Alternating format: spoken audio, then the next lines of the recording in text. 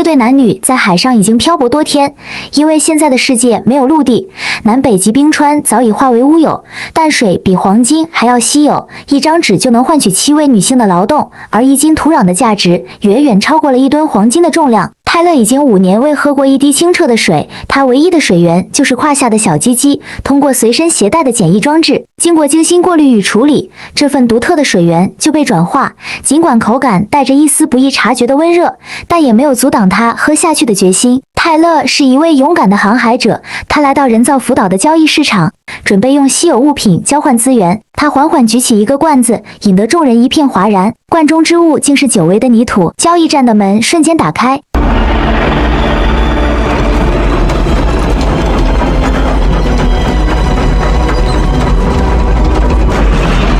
在这个几乎遗忘了土壤滋味的世界里，人们对泥土的渴望超乎想象。为了验证这泥土的真实性，交易站的老板小心翼翼地捻起一小撮，放入口中细细品味。Pure dirt。凭借着珍贵的泥土，泰勒换取了几桶淡水以及1株珍贵的番茄苗，用以补充稀缺的维生素。就在他即将离开之际，福岛上的长老拦住了他的去路，提出了一个令人意外的请求，希望泰勒在这里留下后代。因福岛上没有外来人入住，所以越来越多的近亲生育，导致基因出现了问题。泰勒毫不犹豫地拒绝了他们，但这坚决的态度反而让岛民们心生疑虑，认为他可能是海盗派来的探子。When the elders say so, you can leave. 在随后的冲突中，他们发现泰勒竟是变种人，长期的海上生活让他的耳朵进化出了鱼鳃。在冲突中，泰勒杀死了1位岛民。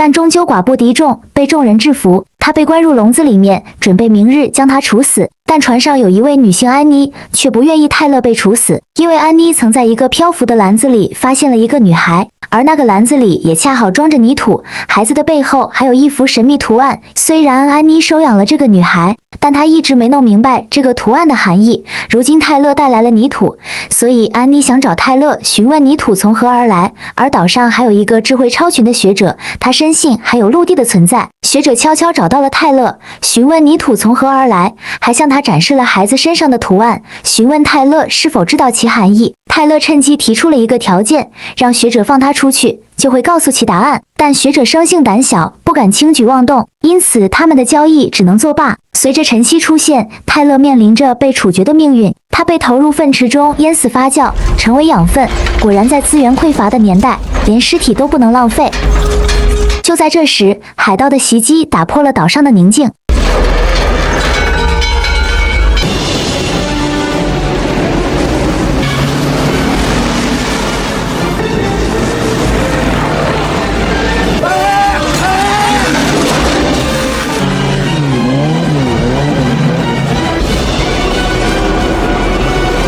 海盗头领一声令下，坚固的城墙瞬间变得千疮百孔。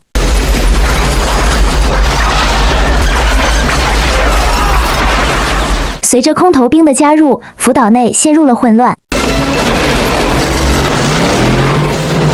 在混乱中，学者误触了逃跑的机关。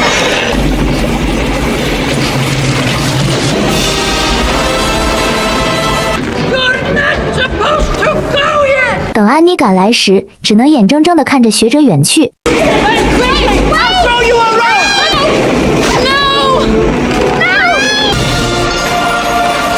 安妮和养女陷入了绝望。突然，他们看到了远处的泰勒。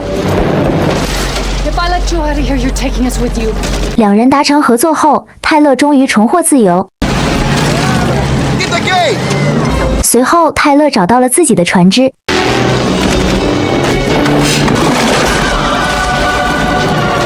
他带着安妮和女孩一起逃跑。面对海盗的追击，泰勒射出一枪将敌船定住，并收紧绳索，改变其海盗船的方向。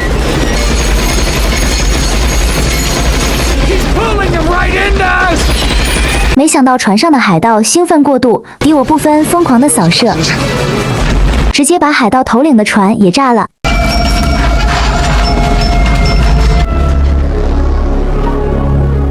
泰勒勒也趁机逃脱，海盗头领因此也失去了一只眼睛。而泰勒这边的情况也不容乐观，船体受损，资源有限，很难维持3个人的生存。泰勒甚至产生了抛弃女孩的念头，但安妮坚决反对。他用尽各种方法劝说泰勒，甚至不惜以色相诱。但泰勒并未顶起自己的帐篷，可当目睹安妮愿意为女孩牺牲一切时，泰勒心中闪过一丝触动，便放弃了自己的想法。但这短暂的仁慈转瞬即逝，因为女孩在他的船上肆意涂鸦，嘴巴也一刻不停说着泰勒。于是泰勒直接把女孩扔进了海里，安妮毫不犹豫地去救女孩。看着两人在海里不断的挣扎，泰勒心中或许带着一丝愧疚，最终还是将他们救了上来。但就在这时，海盗派来搜寻的飞机发现了他们。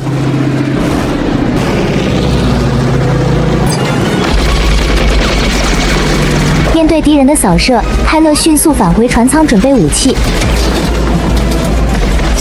没想到安妮用船头的飞爪攻击飞机，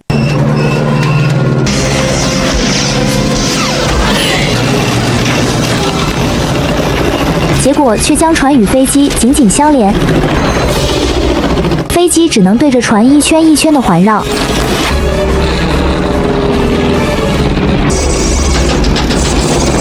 再这样下去，他们都将命丧于此。关键时刻，海盗用枪击断了绳索，最终逃离了此地。随后，他们继续在海上航行。一天，泰勒偶遇了一位同行，按照惯例，两人都会互换资源。对方拿出一罐纸，表示愿意用纸换取安妮。在这个文化断层的世界里，纸上的信息价值远超土壤。虽然只有1页，如果发现纸上有重要的信息，那么价值将不可估量。于是泰勒同意了交易，但只给了对方半小时的时间。泰勒仔细翻看着纸上的文字，这上面根本没有任何有价值的信息。他怒气冲冲地迈进对方的船舱，睡觉。男人的帐篷已搭起一半，却被这突如其来的变故打断。他立马掏出小刀要攻击泰勒，泰勒也拔出自己的砍刀。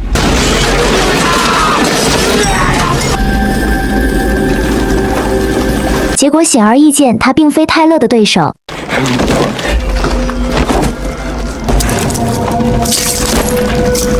泰勒拿走了他的所有物资，然后继续在海上漂泊。但资源的匮乏让安妮和女孩已饿得饥肠辘辘，于是泰勒去海里捕鱼充饥。他以自身当诱饵，吸引大鱼上钩。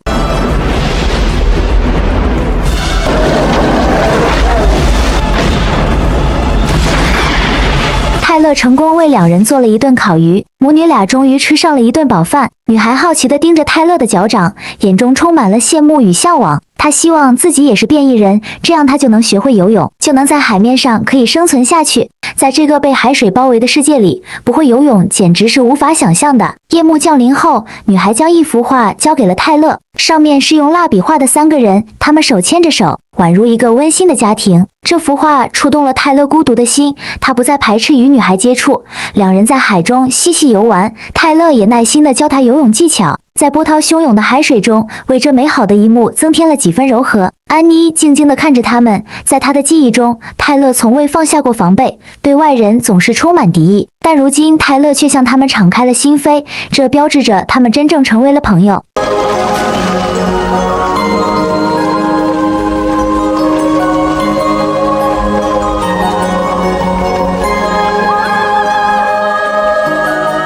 不久后，他们航行到了一个交易站。当他们靠近时，才发现情况不妙。交易站的老板只会挥手示意，却不见有任何交流。紧接着，海面上漂浮起黑色石油。泰勒立刻警觉起来，他通过水下望远镜发现，水底下全是海盗。原来这个交易站早已被海盗洗劫一空，他们通过精细的丝线操控着尸体，准备引诱泰勒他们上钩。于是泰勒赶紧调转方向逃跑。海盗头领见状，下令赶紧抓捕。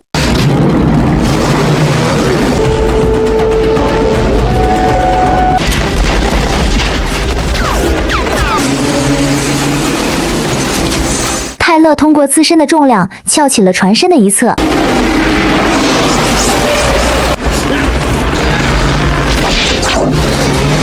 躲避了包围网的追捕后，泰勒释放出船帆，加快行船速度。眼看泰勒即将逃跑，海盗头领用枪瞄准泰勒。他精准地击伤了泰勒，紧接着他下令放出了鲨鱼追踪器。一个流血的人是无法逃脱鲨鱼的追踪。泰勒这边进行了简单的包扎，此时他终于恍然大悟，为何海盗一直对他穷追不舍？安妮和女孩肯定有什么秘密，于是安妮只好说出了原因。女孩背部有一个图案，破解它就能找到陆地。但泰勒却说根本没有陆地的存在。安妮怀疑泰勒在说谎，毕竟他船上那些珍贵的物品，如反光的玻璃、用来交易的土壤，在海上都是不可能存在的。为了让安妮相信自己所说，泰勒带着安妮潜入海底。随着信号棒燃烧的光芒照亮四周，安妮终于见识到了海洋的另一面。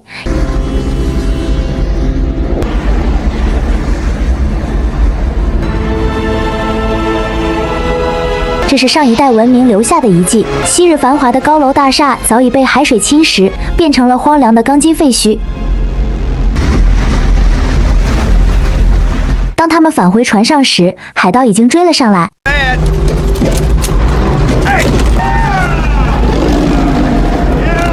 海盗头领以泰勒和安妮的性命威胁，迫使女孩主动走出船舱。女孩天真的以为，只要自己跟海盗走，就不会伤害泰勒他们。抓走女孩后，海盗头领下令杀了泰勒他们。面对这突如其来的变故，泰勒和安妮直接潜入海底，泰勒还帮助安妮在海底呼吸。海盗完成任务后潇洒离去，留给泰勒的仅是一片废墟。两人坐在船上，不知下一步如何。但人面对困境时，情感往往超越了理智，更何况还共同经历了生死。两人打破了心中的隔阂。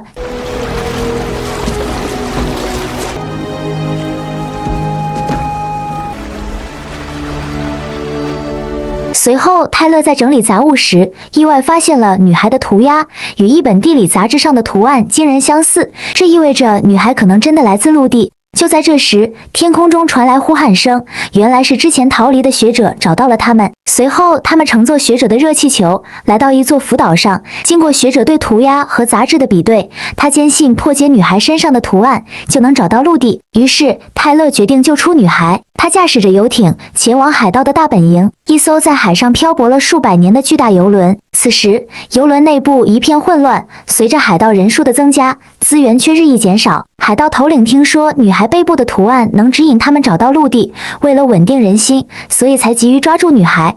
但至于图案的含义，海盗头领也未能破解。就在这时，泰勒的身影引起了海盗头领的注意。泰勒举起燃烧棒，将其放置在油口处。他威胁海盗头领放了女孩，否则就炸毁轮船。可海盗头领压根不信泰勒会这么做。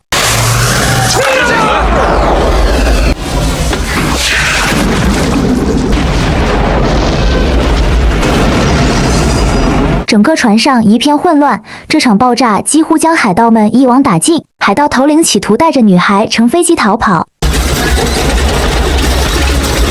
这时，泰勒稳固了一条滑索，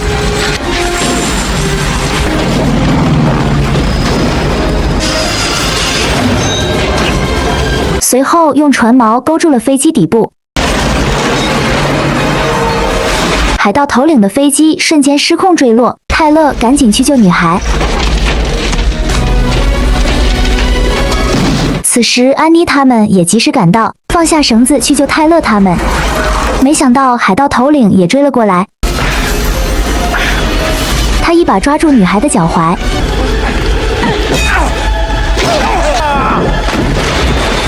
就这样，他们成功救下了泰勒他们。没想到海盗头领找到一个游艇，然后开枪将女孩从热气球上击落。其他海盗也如潮水般涌来，形势再次变得严峻。泰勒再次展现出他的英勇。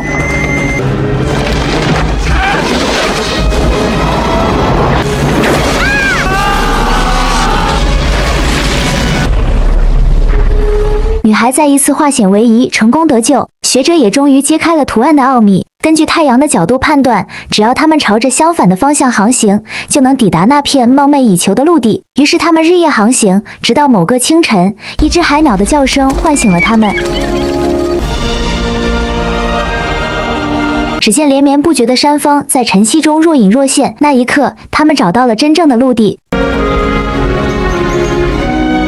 在这里有清澈水源和丰富的资源，正是人类理想的栖息地。他们还在一间简陋的小木屋里发现了2具化为白骨的遗体，那正是女孩逝去的双亲，而女孩背后的图案正是他们留给后人的指引。他们希望有人能够找到这片陆地，延续人类的文明。泰勒环顾四周，这片陆地比他想象中的还要辽阔，但他深知自己已经变成了半人半鱼，无法融入这里的生活，就像安妮他们一样，注定不属于水上世界。泰勒心中涌起一股莫名的情绪，那是一种难以言喻的离愁，但他知道这一切都是命中注定。同样不舍的还有安妮他们，母女2人站在山头，目送着泰勒渐行渐远，直到消失在茫茫大海之中。或许终有一天，他们还会重逢，到那时，人类的文明或许开启了全新的篇章。